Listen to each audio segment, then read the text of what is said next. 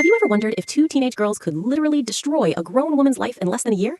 Back when I was 15, in year 10, at this average public high school in the suburbs, we got a new French teacher, Miss Claire Thompson. She was maybe 26, fresh out of uni, super soft-spoken, the kind of person who apologized when you bumped into her. First day, she walked in with slightly messy hair, a bit of yesterday's mascara under one eye, wearing a cardigan that looked like it had been slept in. Most of us thought, okay, rookie teacher, she'll figure it out. But two girls in my class, Taylor Brooks and Riley Carter, decided from day one that Claire was their personal punching bag. Taylor and Riley were those loud, popular, we run this place types, designer bags, perfect highlights, always surrounded by a cloud of perfume and drama. They started small, whispering the whole lesson, laughing when Claire tried to pronounce their names with a French accent, correcting her in the snottiest tone.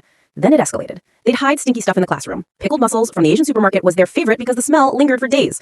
One time they poured fish sauce into her desk drawer. Claire would open it, gag, and they'd just sit there dying of laughter while the rest of us pretended we didn't notice. She never yelled. She'd just go quiet, eyes red, and keep teaching like nothing happened. We later found out her mom had been diagnosed with terminal cancer right before the school year started and died about 6 weeks in.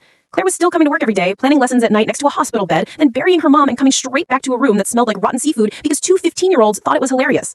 The breaking point came one Tuesday. Taylor and Riley had recorded Claire crying in the staff bathroom on Snapchat, zoomed in on her puffy face, and set it to sad violin music with the caption, "Mademoiselle having a meltdown, LOL." By lunch, it had 400 views. Claire walked into the classroom, saw the room erupting in laughter, and she froze. She dropped her books, stood there for maybe 10 seconds, then turned around and walked out. We never saw her again. The school sent an email saying she'd taken indefinite personal leave. Rumors flew. Psych ward, moved back with family, whatever. Most of us felt like garbage, but, teenagers, we just moved on. Fast forward 2 years. I'm 17, heading to a gig in the city with some mates. We're at the main train station, and there's this woman sitting on a sleeping bag outside the entrance. Cardboard sign saying, "Anything helps, God bless." Greasy hair, layers of dirty clothes, shaking a paper cup with a few coins. I glanced down, and my stomach dropped. It was Claire. Same eyes, same mole on her cheek, but she looked 50, not 28. I stopped dead. My friends kept walking. I crouched down and said, "Miss Thompson?" She looked up, confused, then recognition hit her and she started crying, like ugly crying, trying to hide her face. She told me in this broken voice that after the breakdown, she couldn't teach again, couldn't even leave the house for months, lost her apartment, got evicted, meds were too expensive, parents both gone now, no siblings, ended up on the street, 9 months and counting. I gave her the $40 I had for the concert, told her I was so sorry, all the generic stuff you say when you have no idea what to do. She just kept saying, "It's okay, you are always kind." I walked away feeling like the worst human alive. Here's the part that still keeps me up at night.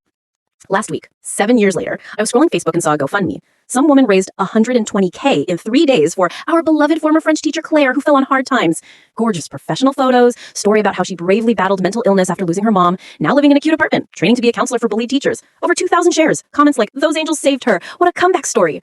I clicked the profile that started it. Taylor Brooks. Married name now, perfect influencer mom aesthetic, post about kindness matters and mental health advocacy. The same girl who poured fish sauce in a grieving woman's drawer and laughed while she filmed her crying. Claire has no idea the campaign even exists. The money is apparently being managed by friends until she's ready. I messaged Taylor privately. She blocked me in 0.2 seconds.